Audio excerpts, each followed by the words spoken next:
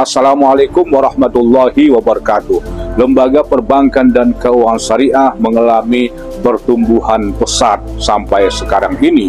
Menurut data dari OJK, lebih dari 2.880 triliun aset keuangan syariah sampai Januari tahun 2025. Meskipun lembaga keuangan syariah tumbuh dengan pesat dan fantastis, namun kita tetap berupaya secara optimal untuk meningkatkan literasi dan edukasi ekonomi dan keuangan syariah.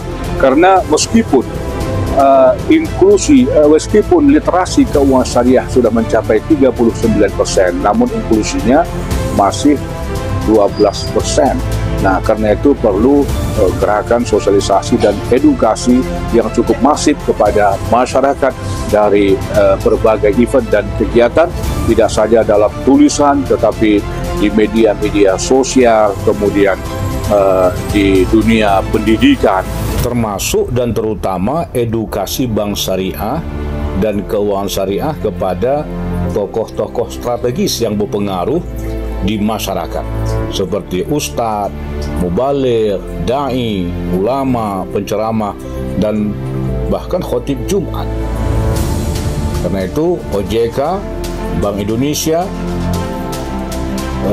Komite Nasional Ekonomi dan Keuangan Syariah, KNEKS, IAEI, MES, MUI, dan asosiasi-asosiasi ekonomi syariah seharusnya membuat program yang rutin, yang berkelanjutan untuk melakukan edukasi dan pelatihan kepada para dai, ustadz, dan mubaligh tentang sistem dan keunggulan perbankan dan keuangan syariah.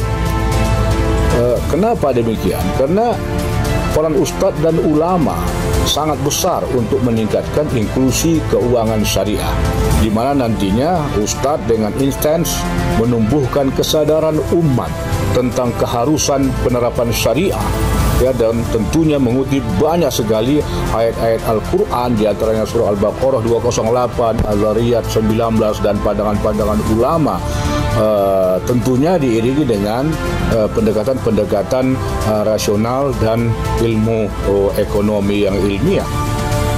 Nah, kalau edukasi umat seperti yang saya jelaskan tadi itu dari sisi demand, tetapi yang jauh lebih penting lagi adalah perbaikan dan peningkatan dari sisi supply, yaitu dari sisi perbankan syariah dan lembaga keuangan syariah.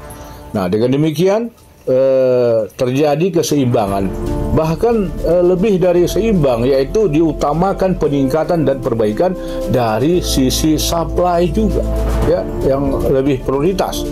Misalnya memberikan layanan yang prima kepada nasabah dan masyarakat, layanan yang mudah dan cepat, ya, terutama dalam pembiayaan. Selanjutnya yang paling urgen adalah harga yang bersaing. Jadi kalau memberikan KUR itu jangan sampai layanan bank syariah itu lebih mahal dan lebih lama.